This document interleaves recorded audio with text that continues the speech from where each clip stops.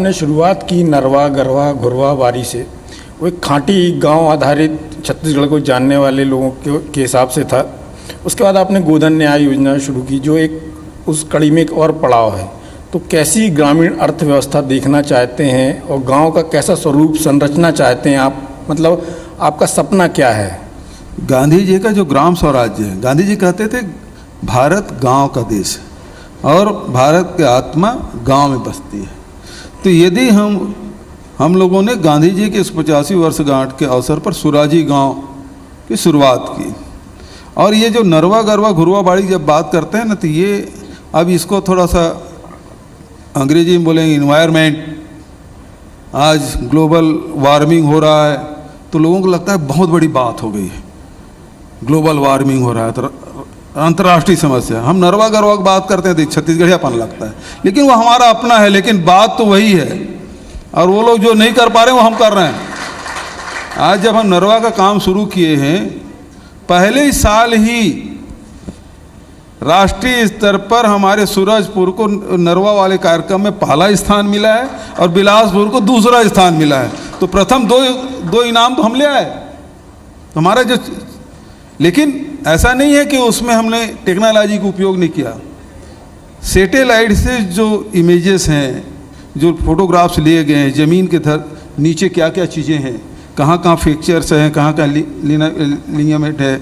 लिनेमेंट है, उसको कैसे हम वाटर रिचार्जिंग कर सकें, तो बहुत कम खर्चे में उस वाटर रिचार्जिंग हमको करना है। तो और ये हमारे छत्तीसगढ़ में 30,000 नाला है। मुझे इस बात की प्रसन्नता है कि यदि हिमालय की तराई को छोड़ दें तो सबसे ज़्यादा यदि नाला, नदी नाला कहीं है तो हमारे छत्तीसगढ़ में है। हिंदुस्तान में और किसी राज्य में नहीं है जो छत्तीसगढ़ में है। लेकिन दुर्भाग्य है कि सिंचाई हमारे सबसे कम है। जब छत्तीसगढ़ राज्य बना तब 11 लाख हेक्टेयर सिंचाई होती थी, और आज भी उतना ही है, 18,000 करोड़ रुपया खर्चा करने के बाद भी। इसीलिए बहुत जिम्मेदार मंत्री को, हमने अनुभवी मंत्री को इसकी जिम्मेदारी दी जल संसाधन की, कि सिंचाई रकबा हमारा बढ़े। कैसे बढ़े?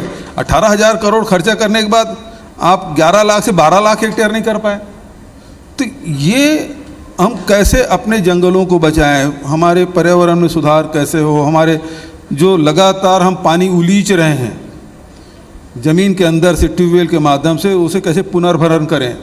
तो ये हमारा नरवा प्रोजेक्ट है। और हमारे जो, यदि हम नाला को भी हम रिचार्ज करते हैं तो नदियाँ अपने आप जीवित हो जाएंगी, 12 महीना बहना शुरू कर देगा। तो हमारे स्वच्छ जल, पानी की ज़रूरत किसको है, किसको नहीं है, चाहे वो निस्तार के लिए हो, चाहे पेयजल के लिए हो, चाहे सिंचाई के लिए हो, चाहे उद्योग के लिए हो, सबको पानी की ज़रूरत है। यदि पानी ना हो तो आप न उद्योग लगा सकते हैं, न सिंचाई कर सकते हैं।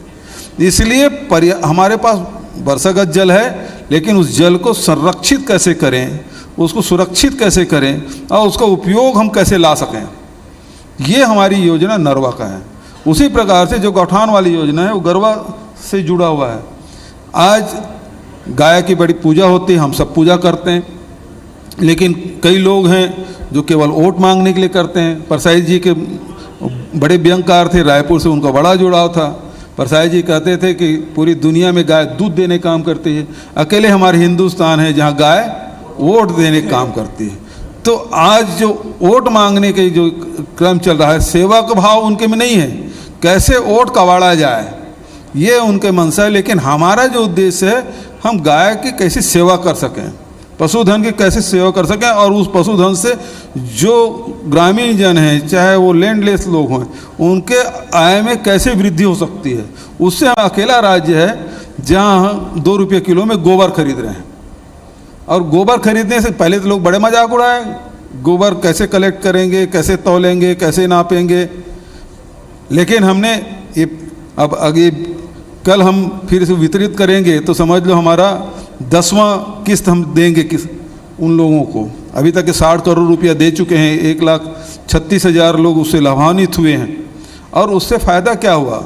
उससे हुआ गोबर खरीदना शुरू किए तो पशु, अब खेतों में जो चराई होती थी उसमें कमी आ गई, हमारे सड़कों में जो आवारा पशु घूमते थे उसमें उसमें भी कमी है, एक्सीडेंट भी कम हो रहा है। हम दूसरे फसल भी, उन्हारी की फसल भी ले रहे हैं और तीसरी बात यह है कि वर्मी कंपोस्ट बना रहे हैं और वर्मी कंपोस्ट के माध्यम से हम जैविक खेती की तरफ बढ़ रहे हैं और बहुत सारी बीमारियां जो हो रही है उससे हम बचेंगे आने वाले समय में।